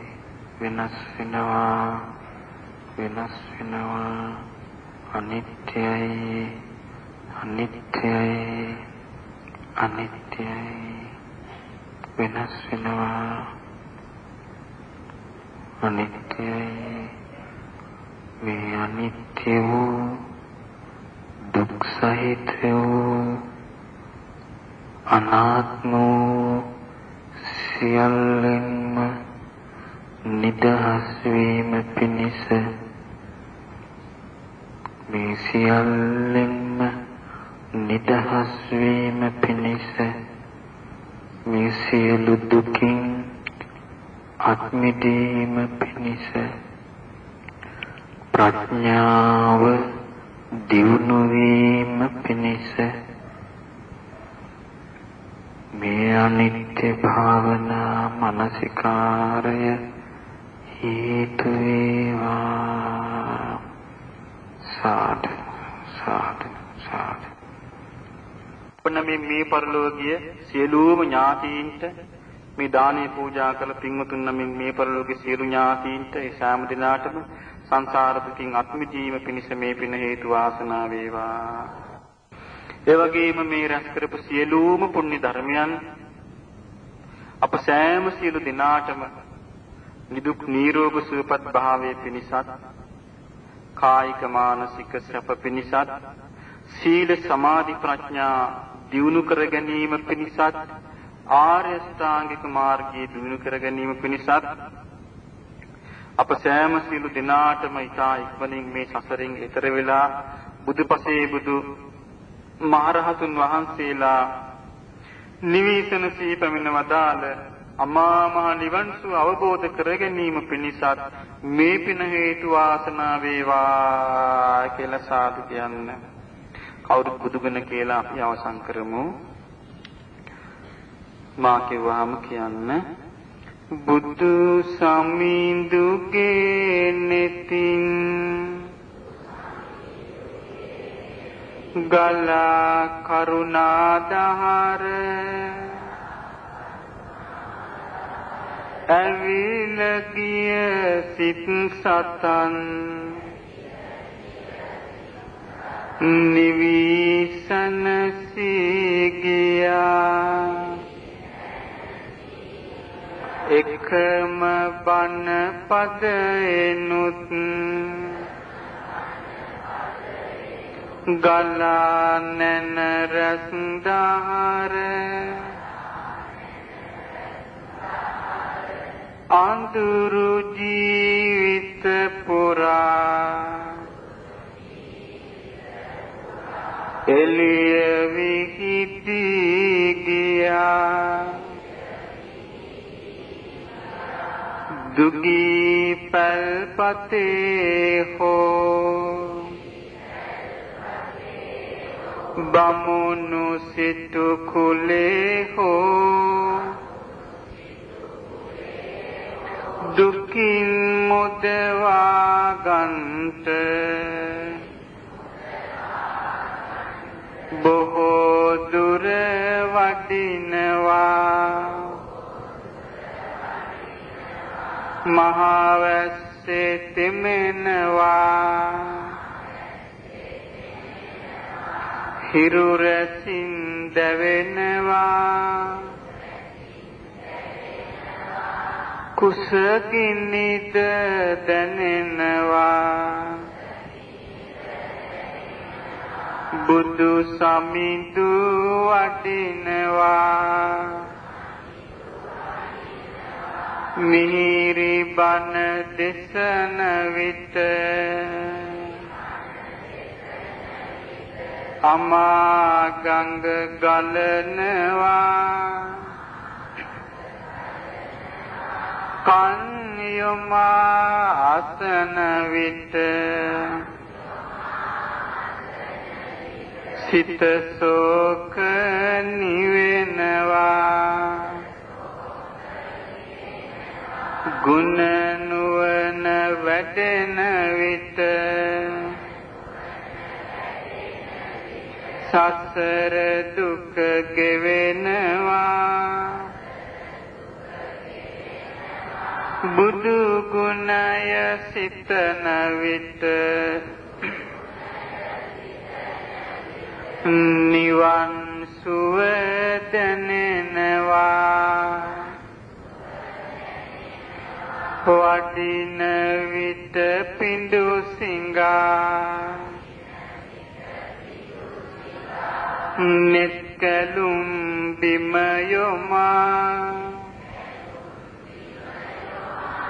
බෙදන්නට දන් පිඬක්